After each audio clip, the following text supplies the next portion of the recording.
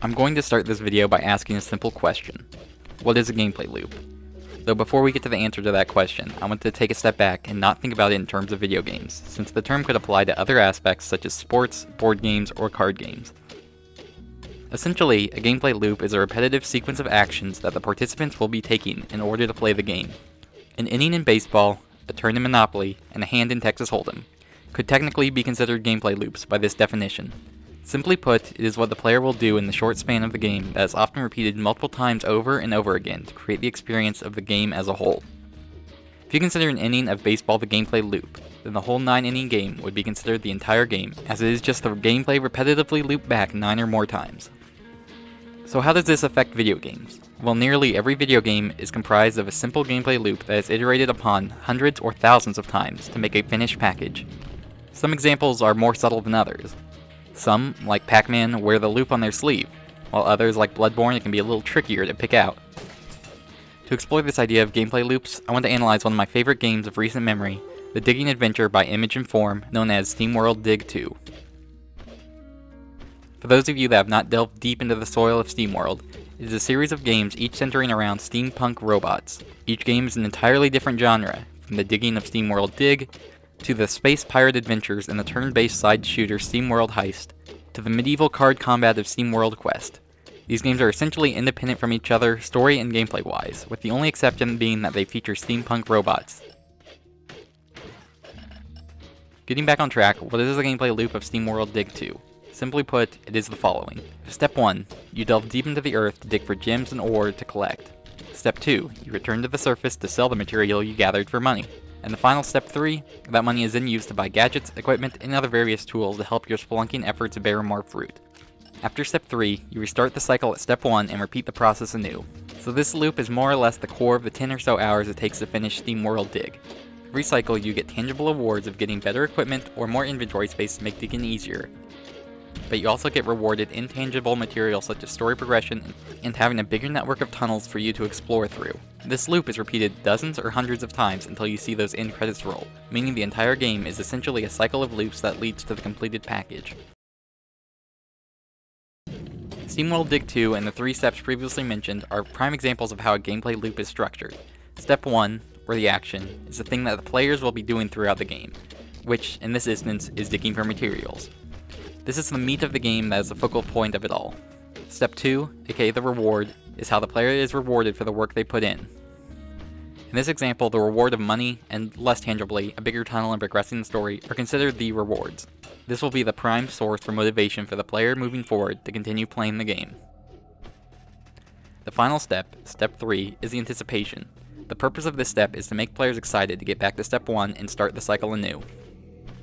The example in this case is receiving new upgrades and equipment, making players want to play with their new tools in the action step of the next cycle. So why is the gameplay loop so important? Well, it accomplishes a few tasks. One of which is that the gameplay loop can help games be more focused. Game developers can look at the loop and realize what helps add to that cycle, what detracts from it, and go from there. Another thing brought by a gameplay loop is that the player can become invested in the game rather quickly if the loop is set up correctly. A few short loops can help set up what newcomers can expect from the game, with every successive loop increasing in length to encourage long-term play with more lengthier loops. Levels in RPG, and any game that gets progressively harder, are good examples of this idea, as usually the first few level ups happen rapidly, while the wait between the last few levels is rather lengthy. Perhaps the most important aspect that the gameplay loop brings is that it keeps players invested in playing the game. People naturally have a drive that understands this cycle subconsciously, even if the active mind is not aware of it. The brain is set up to give off that sweet dopamine whenever the reward phase of the loop is reached. The reward phase, being the shorter phase 2 after the fairly lengthy gameplay of phase 1, is what drives the player forward and gets them through that action phase. If you've ever had that thought of just one more level, or just one more match, that is this idea in action. The brain wants to get that rush of dopamine even if it knows it's a bit of a grind to get there, since your mind knows that there's a reward at the end of that tunnel. Whether or not that's a good psychological aspect the game designer tabs into is an entirely different question.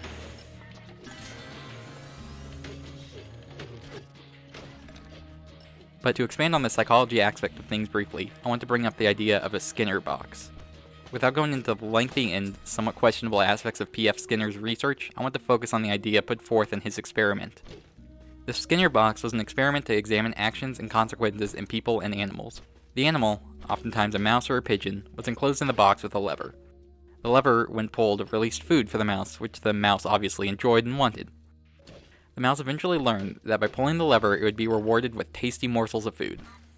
This might seem obvious to us that creatures will continue to do things if they're rewarded with positive feedback, but the important thing to note here is that the lever inherently has nothing to do with reaching the food. It's an arbitrary representation. The task could be anything, and as long as the task was rewarded, the animal would associate that task with a reward. The idea on display here is called operant conditioning, which, simply put, is the rewarding of an action to encourage the continuation of that behavior. Another way of describing it, it's essentially Pavlov's dog, who knows it's dinner time when the bell is rung, but instead of Pavlov ringing the bell, the dog has control over the bell. So, how does this relate to video games? To put it bluntly, you are the mouse that is being rewarded for completing arbitrary tasks. The objectives you complete in the game are the levers, while progress, upgrades, and a general feeling of dopamine is your food rewarded to you for completing your task. While there is a huge fundamental difference between a necessity like food and an unnecessary bonus video games reward you with, this principle of operant conditioning still holds true.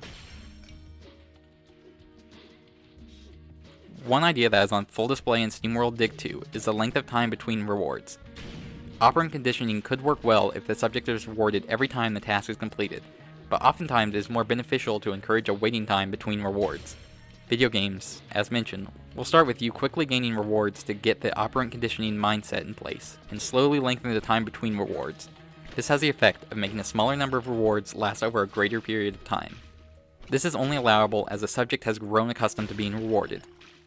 If the length of every reward cycle was a long wait, the player would not be as incentivized to continue the game, as they do not have the subconscious mentality of knowing a reward is awaiting them. The longer a player has been in the cycle, the more likely they are to wait for a reward. So the lengthier reward periods are saved for the few that trek towards the end of the game. But enough talk of psychology. Let's turn back to Steamworld Dig 2. We have the core loop identified. Fantastic. However, you might notice that not every gameplay section in Steamworld Dig 2 fits nicely inside of this loop. There are boss fights, escape sequences, and puzzle platforming sections which serve to break up the gameplay. But the last thing a game should do is allow for the loop to become stale, and no quicker way does that than pure repetition. Sure, a player might take breaks and allow the game to be enticing from beginning to end, but how do you do that for players that are playing continuously at length? One way is to introduce sections of game that purposely go against the loop.